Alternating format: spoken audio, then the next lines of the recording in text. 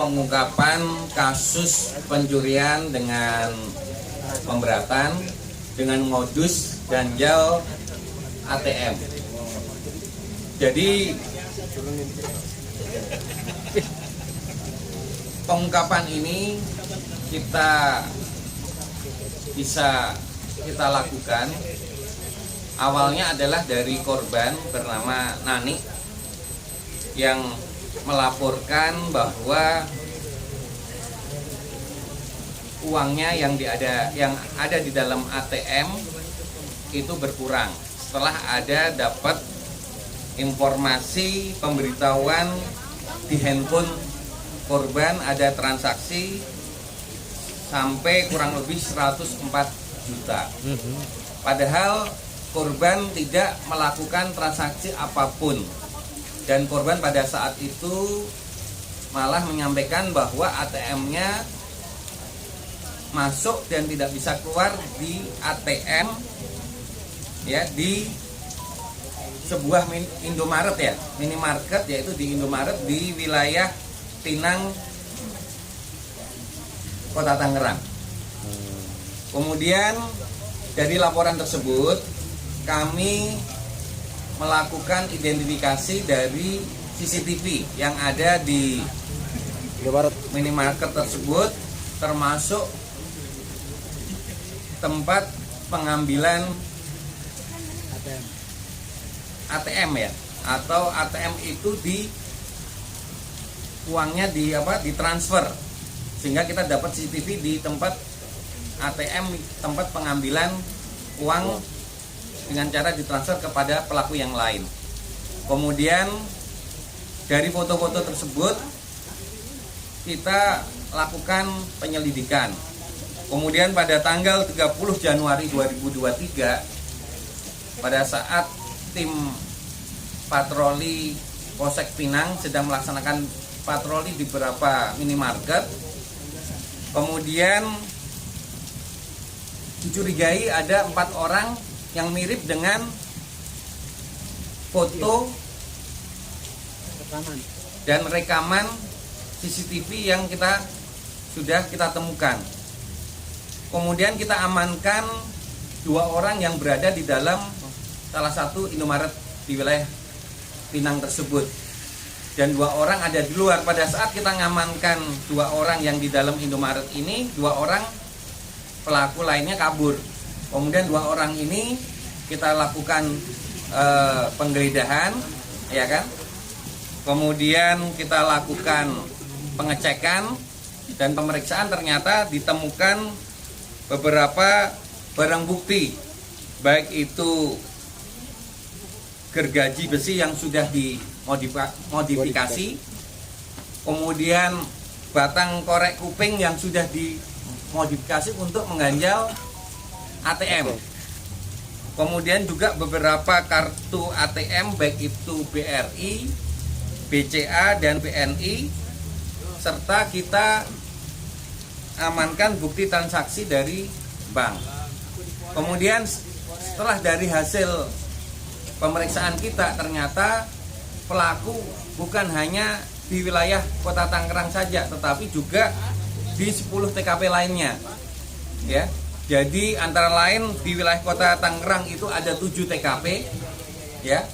Kemudian di wilayah Tangerang Selatan ada 2 TKP dan wilayah Kabupaten Tangerang ada 1 TKP. Jadi pelaku ini memang dia spesialis melakukan ganjal ATM di minimarket, baik itu Indomaret, Alfamart maupun Alfamidi.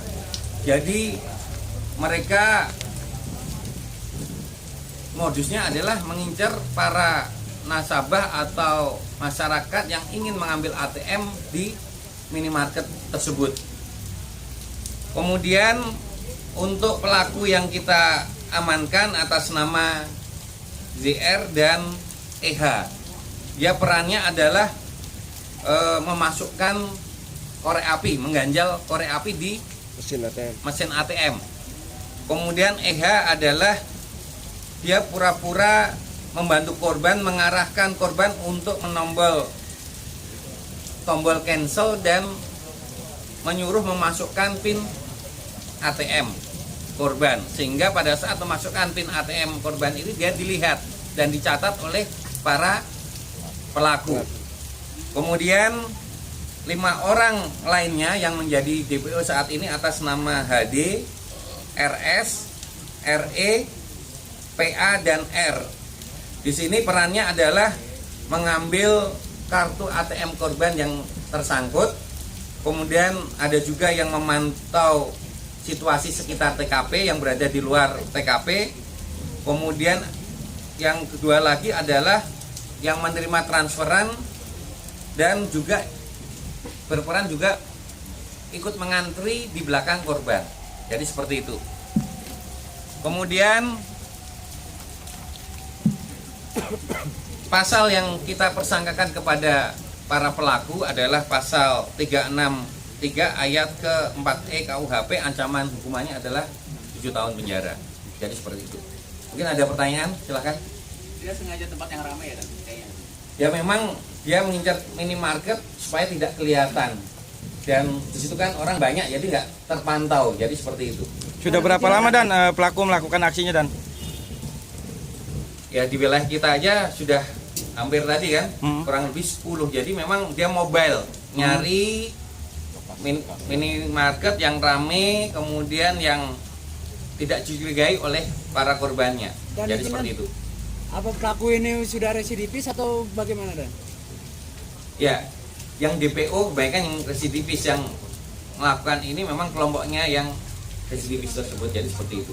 Dari pihak minimarket sendiri tidak ada melakukan curigaan gitu.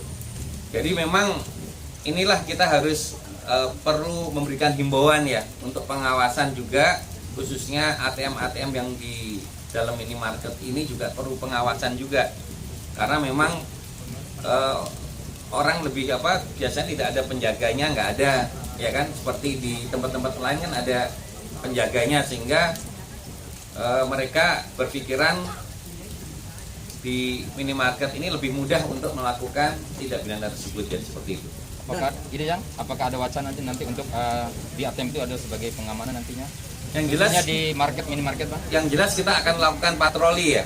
Patroli khususnya di minimarket yang rawan tindak pidana, baik itu ganjel ATM, curanmor, itu kan juga ini juga termasuk salah satunya kan, seperti itu. Dan, mereka kan udah sering melakukan hal tersebut. Berapa awalnya mereka berhasil menggasak secara total dari 10 TKP yang tadi disebutkan? Ya, kalau untuk korban sendiri ya, itu Bu Nani itu kurang lebih 104 juta. Satu orang. Kemudian besar yang lainnya juga rata-rata antara 50 sampai 100 juta. Jadi seperti itu. Dari keterangan pelaku dan udah dikoreksi belum? Jadi untuk uangnya itu setelah dia transfer dia segera ambil, dan diambilnya di daerah Sumatera Selatan di sana. Jadi memang mereka transfer kemudian di sana diambil. Kebetulan tempat pengambilan uangnya itu juga kita mendapatkan CCTV-nya juga, jadi seperti itu. Sindikat. Ya, memang ini adalah salah satu sindikat ya, sindikat ganjal ATM, jadi seperti itu. Oke. Ya. Berapa tersangka kan? Yang sudah kita tahan 2 tersangka dari 7 orang, 5 DPO, jadi seperti itu. Dan himbauan dan untuk para pengguna ATM yang punya ATM. Pengguna ATM.